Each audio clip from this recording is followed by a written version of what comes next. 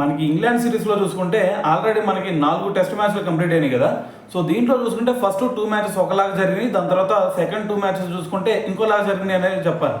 ఎందుకంటే ఫస్ట్ 2 మ్యాచెస్లో చూసుకుంటే మనం ఇద్దరు ప్లేయర్స్ కూడా, అటువైపు ఇంగ్లాండ్ ప్లేయర్స్, ఇటువైపు ఇండియన్ ప్లేయర్స్, ఇద్దరు కూడా చాలా ఫ్రెండ్లీ నేచర్తో మ్యాచ్ ఆడారు. కానీ దాని తర్వాత సెకండ్ 2 మ్యాచెస్లో చూసుకుంటే మరి అక్కడ నుంచే స్లెడ్జింగ్ స్టార్ట్ చేశారు. సో మరి ఇక్కడ 4th టెస్ట్ అయిపోయిన తర్వాత 5th టెస్ట్ ముందు చూసుకుంటే మరి 4th టెస్ట్ వరకు వాళ్ళ ప్లేయర్స్ మాత్రమే స్లెడ్జింగ్ చేస్తే దాని తర్వాత 5th టెస్ట్ ముందు ఏకంగా వాళ్ళ గ్రౌండ్స్ మీదే అటాక్ చేయడం స్టార్ట్ చేశారనమాట. అయితే అసలు ఏం జరిగింది భయ్య అంటే మనకి నిన్న 5th టెస్ట్ ముందు మన ప్లేయర్స్ ఇది ప్రాక్టీస్ చేస్తూ ఉన్నారనమాట. అయితే మరి అక్కడ హెడ్ కోచ్ గౌతమ్ గంభీర్ కూడా ఉండాలి కదా. సో మరి గంభీర్ ఏం చేస్తున్నాడు, ఎలా ప్రాక్టీస్ చేస్తున్నారు అని చెప్పి చూస్తున్నాడు పిచ్ దగ్గరికి వెళ్ళి.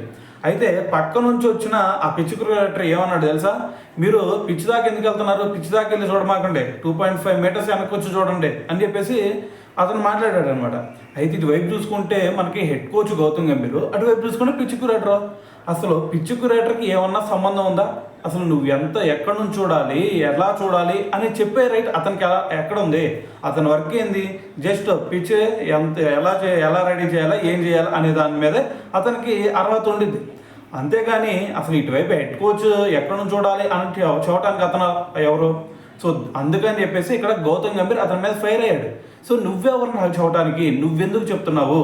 నువ్వు చెప్పాల్సిన అవసరం లేదు, నువ్వు జస్ట్ గ్రౌండ్స్మెన్లో ఒక సభ్యుడు అంతే.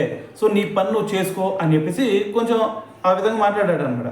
అయితే దాని తర్వాత అతను ఏమన్నాడు, ఏంది మీరు ఎలా మాట్లాడుతున్నారు, నేను వెళ్ళి మ్యాచ్ రెఫరీ కంప్లైంట్ ఇస్తాను మీ మీద అని చెప్పేసి అన్నాడు. అయితే ఇటువైపు ఉంది గౌతమ్ గంభీర్ కదా, ఏమన్నాడు తెలుసా, మ్యాచ్ రిఫ్రీకి కాదు నాన్న, నీకు దిక్కున్న చోట చెప్పుకోపో అని చెప్పేసి సో అతను పంపించేశాడు. సో అయితే దాని తర్వాత అతను వెళ్ళిపోయాడు. దాని తర్వాత గౌతమ్ గంభీర్ సో ఇటువైపు మరి నిమగ్నం అయ్యాడు అనమాట.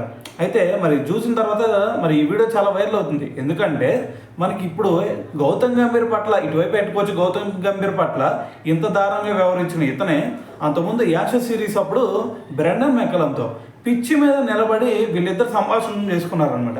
అంటే అప్పుడు చూసుకుంటే బ్రెండన్ మెక్కలంతో అంత క్లోజ్గా ఉండి అది కూడా పిచ్చి మీద నిలబడి ఇటువైపు గౌతమ్ గంభీర్తో దురుసుగా మాట్లాడుతూ ఏది పిచ్చికి పక్కనుండు అని చెప్పేసి ఈ విధంగా ప్రవర్తించడం అనేది సో ఇది చాలా దారుణం అని చెప్పేసి కూడా చాలామంది మరి అభిప్రాయపడుతూ ఉన్నారనమాట.